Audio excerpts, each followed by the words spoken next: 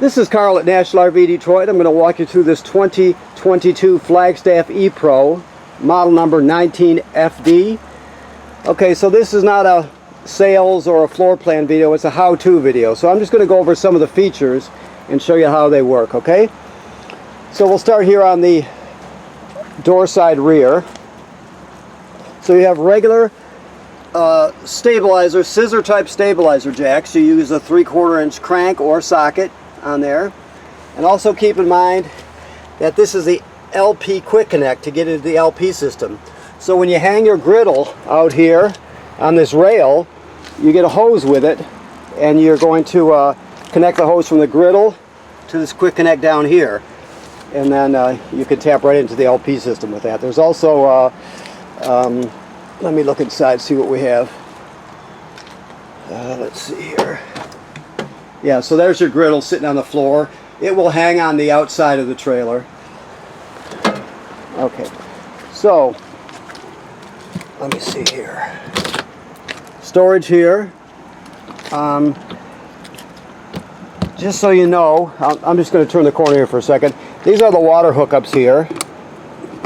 So your city water hookup is right here. It's the most common way to get water to the trailer, right?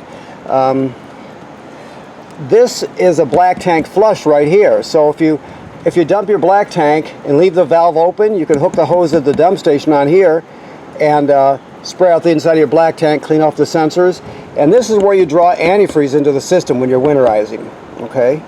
Of course, this is another quick connect faucet, and you get a coiled sprayer that comes with it. Now, if you want to access the back of those things I showed you, there's a panel here, and it takes two number 2 square-headed screws. And if you do that, you'll see on the back, or excuse me, when you remove the panel, you'll see connected to this antifreeze hose right here, there'll be a valve. You can use the valve to either select from this hose, this inlet right here, so you can draw antifreeze right into the system. You put a hose in here and put it into a gallon of antifreeze, or you can go to the most common way, which is to draw fresh water from the fresh water tank using the water pump. So I just want to let you know that, just so you know that's where the valve is for that. People tend to ask that question a lot. Okay, so you have a power awning with LED strip. This is your water heater here. Right now the water heater is in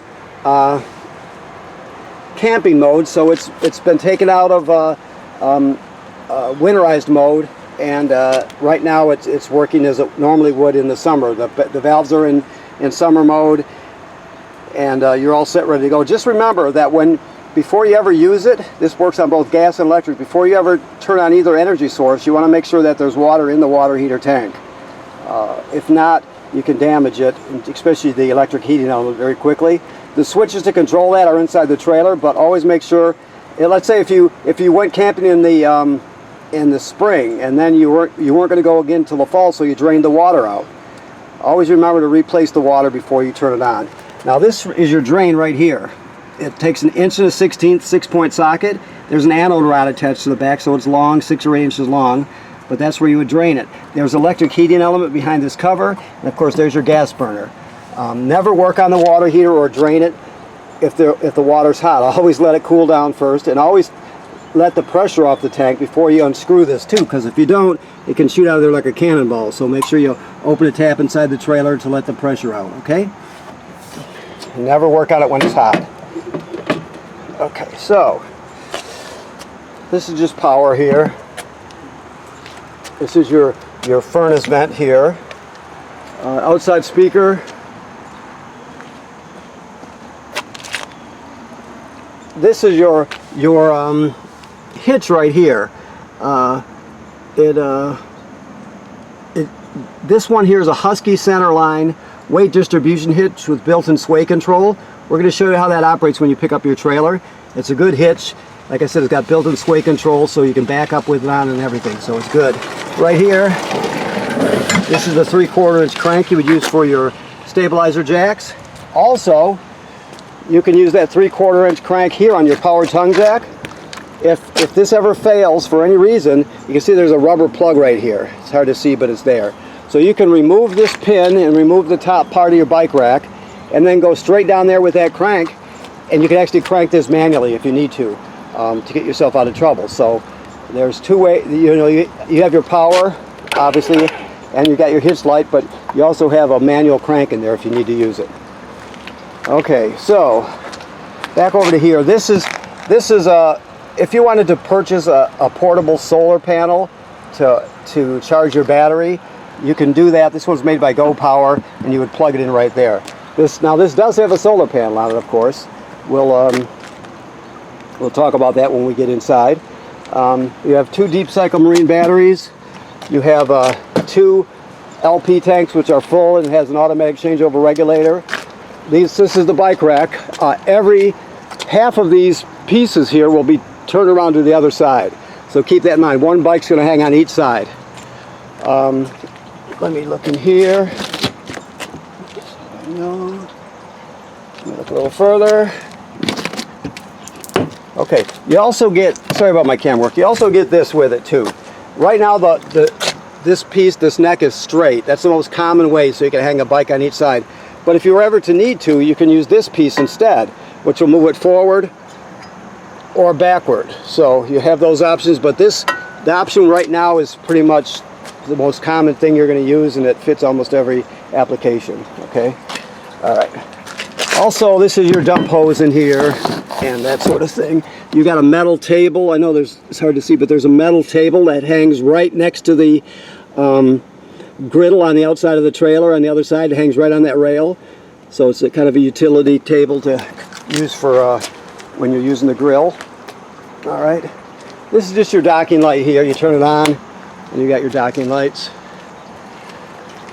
Okay. Now I showed you where you get the city water from, in the back of the trailer over there by the door side corner. You screw your hose on there. If you got city water, you're all set. Well, if you happen to be camping at a campground that doesn't have plumbing on at the campsite, you can pre-fill this water tank here. So you pre-fill the water tank, you can turn on the water pump, and everything will operate just like you have city water, even though you'll be pumping it out of the tank. Some of the older state parks, for example, will have a fill station when you first go inside the campground, just right through the gate by the ranger station. There'll be a big tank there. You can fill the water there because there's no plumbing on the campsites, and then just use the online or the onboard pump to pump it. Okay. Fresh water drain is down here. You can sort of see it back there. It's that white gate valve. Hopefully you can see it. These are your regular dump valves, gray and black. Gray is sink and shower water. Black is toilet water and waste. Like I said, you can flush the black tank. After you dump the black and you leave the valve open, you gotta leave the valve open. You put the hose on the dump valve, turn it on, and it'll spray out the inside of the trailer. It'll also clean off the sensors so you get a good accurate reading, that sort of thing. Okay, so this is your 30-foot, 30-amp power cord. We also give you a reducer to reduce it down to 20 so you can plug it in at home if you're packing it up, that sort of thing. This is the vent for your range hood. Now, it's important to remember, if you're going to be venting to the outside, let's say you're cooking and you want to send the smoke outside, always free up this baffle like this. It's got a little latch on it. Always free it up so it flaps freely, like that. When you're traveling or in storage, you can just shut it. But if you're going to vent to the outside, open that up. Okay. This housing tells us it's pre-wired for a backup camera, so you can always add that on if you need to. You have a built-in ladder, which is a great thing because you can inspect your roof very easily. The manufacturers state you should do it every 90 days. So you want to have somebody go up there, check the sealant, make sure there's no cracking or separation where water could get in. Check the roofing material and the roofing attachments, make sure they weren't damaged by low branches or road debris flying up there or anything like that. Just give it a good look over. Odds are you won't have to do anything for a long time, but that's why you inspect it, just to make sure you're just protecting your investment. Okay. Of course, you can hook a rack back here or wherever you choose to. It only takes, it'll tell you on here how many pounds. I don't know if I can read it, it's so small. But anyway, you just don't want to put something too heavy on the back. Okay, so let's go inside. Okay, that is the reducer for your 30 amp. You want to reduce it to 20 amp power cord. There, that's it right there. Okay, so you have your stuff here, which normally is in a drawer. Let's do this here. Oh, no, that's not the drawer. Let me see which one we can use here. Oh boy, he's got them used. Okay. So, you have a spatula that comes with it. Okay. You have a water filter that comes with it. It's an inline type.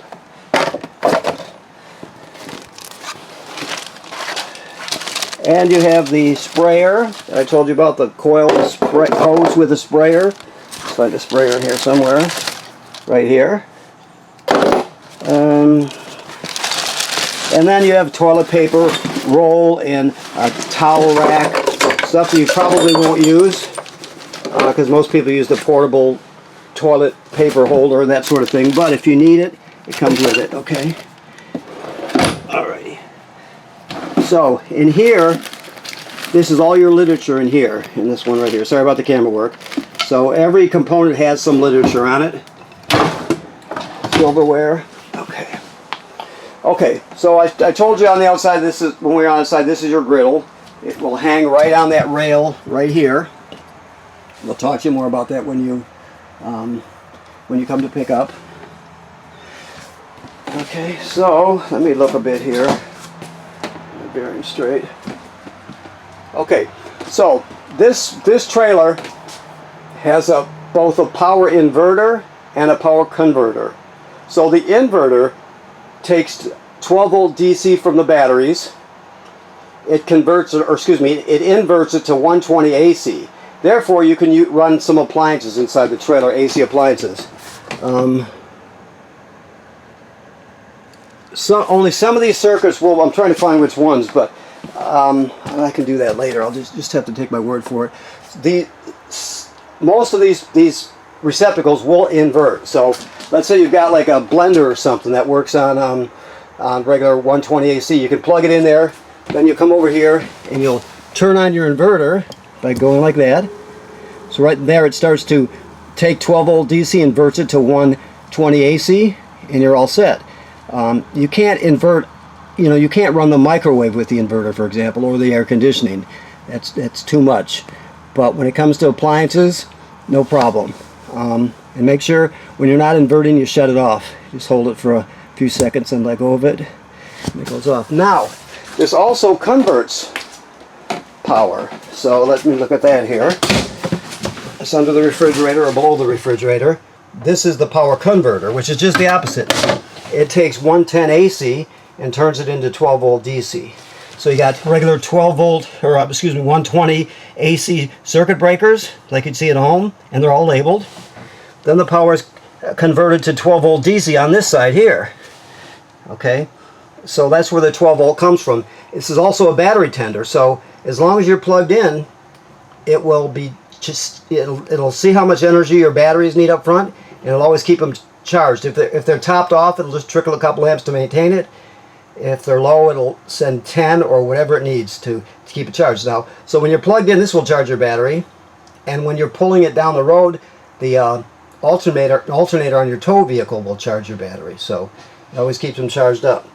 And like I said, this is a converter, so it goes from AC to DC, and the other thing I showed you, the inverter, goes from DC to AC power.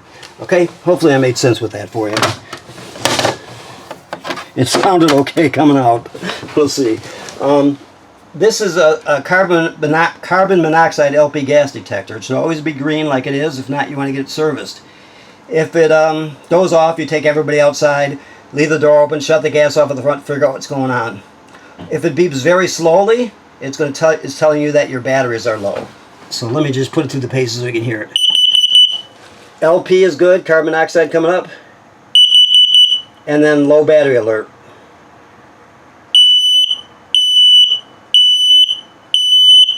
And then it goes back to green. It should always be green, okay? Okay, so your refrigerator is a 12 volt DC refrigerator. So it runs off a 12 volt DC. That means it'll when you're pulling it down the trailer down the road, your tow vehicle's alternator will charge the batteries. The batteries will send 12 volt to this refrigerator to keep going. When you're plugged in at the campground, this power converter converts the AC to DC power and sends the DC power to the batteries and then to the refrigerator. So when you're pulling down the road or plugged in, it will continue to work. All right. This is a microwave like any other microwave, I think. Yes. The range hood I told you about, there's a fan there and a light. Remember I told you have to open the baffle on the outside if you're vented to the outside. Your keys are right here. This is a tire monitor that you can use if you choose to. We'll tell you more about it when you pick up, but it'll basically tell you the temperature of your wheels, your hubs, and also tell you your tire pressure. Your range, I don't know if he's got the gas turned on here, so if not, I'm just going to talk you through it. I'm not going to go turn it on. But, so you got sparker, you turn it clockwise to spark, you got 3 burners with 3 knobs, right? And then this one is for the oven, so let's see.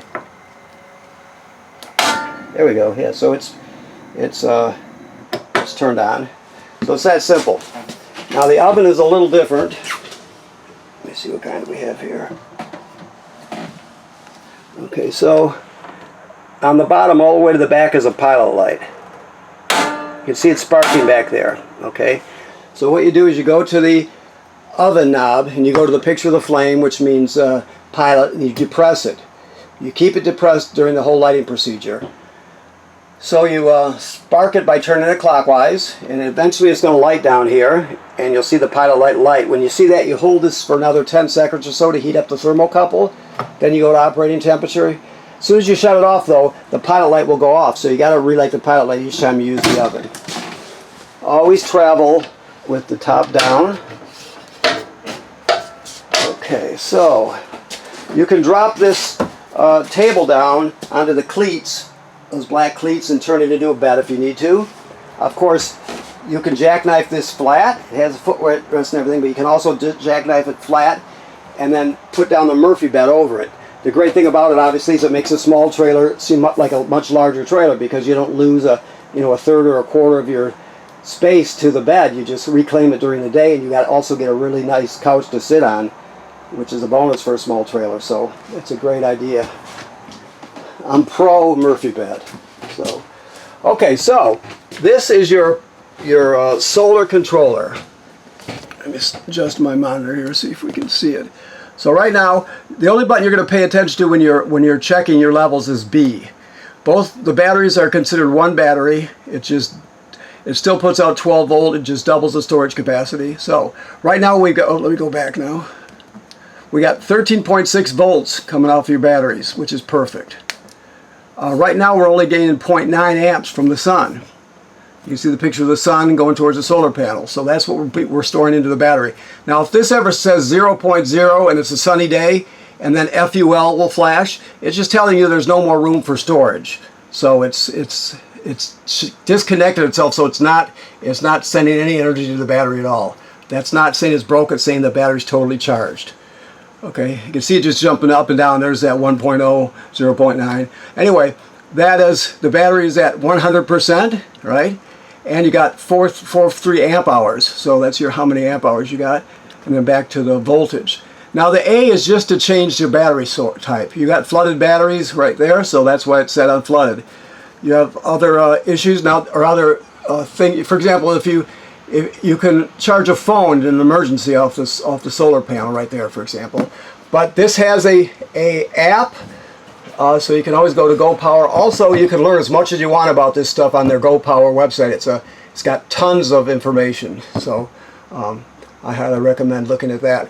But it does have an app also. All right, your TV is not just a TV. It's an FM radio. It has 2 zones inside the trailer and outside the trailer. It has Bluetooth, okay, and HDMI, so you can go straight into the system if you want with a Blu-ray player or something like that, whatever you want to do. So it's not just a TV. And it's also on a bracket that swings out, or does it swing out? I better take that back. I don't think it does.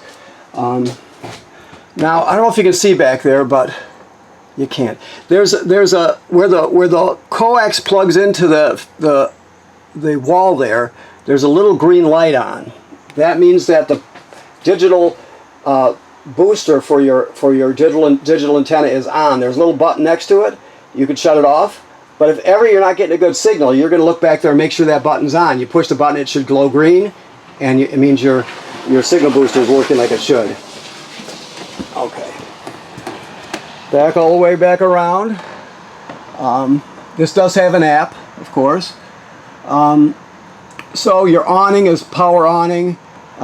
Extend, retract, never leave it out unattended. You've got tank heater. This has heaters on the tanks, heating pads, so you can extend your camping season. Your water pump is there. The water heater on electric is there. Water heater on gas is there. Like I said, make sure that if you're going to run it, always make sure there's water in the tank. And this has a Wi-Fi Ranger, which is this thing right here. It's a signal booster. So that's where this sticker comes in. If you look at the top line, it says Tenton 6112. That's you. So when you go to all your family's devices, your phones or tablets, you'll put a password in for Tenton 6112. That's you. Now in a browser, you type in this address, 10-161 and so forth. You type that in, it'll take you to the page for the Wi-Fi Ranger. The temporary password is Change Me Now 6112. Of course, you'll make up your own password for that. But once you get to that point, you'll be able to see everything the Wi-Fi Ranger sees. It's an excellent signal booster. So once you do that, you'll be able to pick out, let's say, the campground's Wi-Fi, and if it gave you a passcode, you can punch it in there. So all the devices hook to the Wi-Fi Ranger automatically. You just have to connect the Wi-Fi Ranger to the public Wi-Fi. Also, there's another function where you can use cellular service. It's a pay deal. Most people don't pay any attention to that or use it. But keep in mind, if you want to learn more about it, you also have that option. But it's a great signal booster for public Wi-Fi. Okay. All right. So these are lights here. Let's see here. Your levels are all here. You can see them. Everything's empty. Battery's charged. They go up in 1/3 increments as they fill. Okay. That's all self-explanatory. Over here is your thermostat. You just hit the mode button. First one lights it up and then you scroll through it. It'll go to furnace, which is the LP furnace, right? And it'll go to fan, which is the air conditioner running without the compressor, just circulates air. Then it'll go to cool, which is full air conditioning. Now it'll give you different fan speeds. If it offers you auto, like auto high or auto low, always choose auto. That's the best way to go when you're using it. So keep that in mind. All right, let me look around. Hopefully I'm making good sense to you. Alrighty. Obviously that's a smoke detector. Okay, so here we go to the bathroom. Now the bathroom has a 4-speed fan, which is great. Keep in mind, on those days, let's say you got a bunch of people over and it's the time of year where you're getting condensation from your breath, turn this thing on low or second speed, whatever, and it'll pull all the condensation right out of the trailer. Keep that in mind. So you never should have an issue with it. You just run this fan, okay? Also, when you take a shower, run it also, because these trailers are built super tight, super energy efficient. So you want to exhaust that humidity, okay? The sink works like any other sink. The toilet works like any other RV toilet in that. You have a flush pedal here. And the black tank is directly below. That's residual water pressure there. So when you get to the campground, you hook up your power and your water. Then you come in here, you put 1 dose of chemical in the bowl, then you'll step on the pedal and hold it long enough to put at least a gallon of water in there. So a gallon of water and the chemical. You can use more water than that, but that's at least that much. The main thing is you can't run it dry. If you do, the smell will be overwhelmingly bad, and it also can get clogged up. So you always want water and chemical in it when you start using it. That's important, obviously. That's one mistake you'll only make once anyway. Alright, so I just want to state that everything I show you here, you'll be able to go to the manufacturer's websites for each of these devices, and it'll give you more information if you need to. If you want to learn more about it, that's the best way to do it. Plus there's some paperwork in the packet I showed you. Okay, last but not least, this is the shower miser. This is a water recirculator, right? Basically it goes like this. you come to the shower, you turn it on. Normally you would just let water run down the drain until the hot water comes out. Well, with this you don't have to. It'll just circulate the water from the shower back to the water heater, around and around and around, the same water. So therefore, in drought conditions, that like certain states have bad drought problems, you're not wasting water while you're heating it up. Plus, you're not wasting storage in your gray tank by just sending perfectly clean water down there just because it's not the right temperature. So it'll keep circulating until it gets hot, and when this blue plastic deal, it'll turn kind of a beige color. You'll see it plain as day. You'll know that it's heated up, and then you just go to regular operating temperature or operating position. It works like a regular shower. So you're just recirculating the water until it gets hot. When it changes color into a beige color, you'll know it's hot. It's just another eco type device for this trailer. Okay, so the whole trailer's LEDs all the way around. If the switches don't work with the main switch, there's always a button in the middle. You have, let's see what we have here, shades. Yes, you have shades. Okay, except over the sink you have a mini blind. This is your emergency window. To escape an emergency, you'll push this all the way through, Then you would grab a hold of this red tab and pull the screen out, and then you can exit, okay? Very simple. You can also use that to vent, obviously. And I don't know if I mentioned or not, this is a GFCI. All the plugs in the trailer are wired through this GFCI. So even the one on the outside, if you're using something outside that pops, you're going to reset it in here. That's an extension, counter extension there. So I think that about covers it. I'm looking around, seeing, I try to cover everything. But the unique thing about this trailer, like I said, it inverts power that goes from DC to AC, plus it converts. Most trailers convert, they go from AC to DC. This does both. And also it has a solar panel on it, and the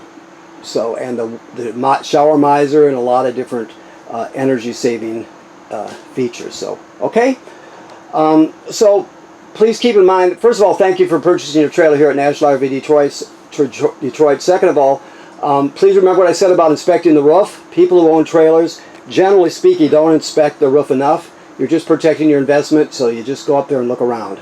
Okay. If you see something, take care of it immediately. And also, as I think I might have stated already, right now this is in camping mode. It's been de-winterized, so the antifreeze has been purged from the system. The water heater is not in bypass mode anymore. It's in camping mode and filled with water, so you're all ready to go. Okay? Thank you.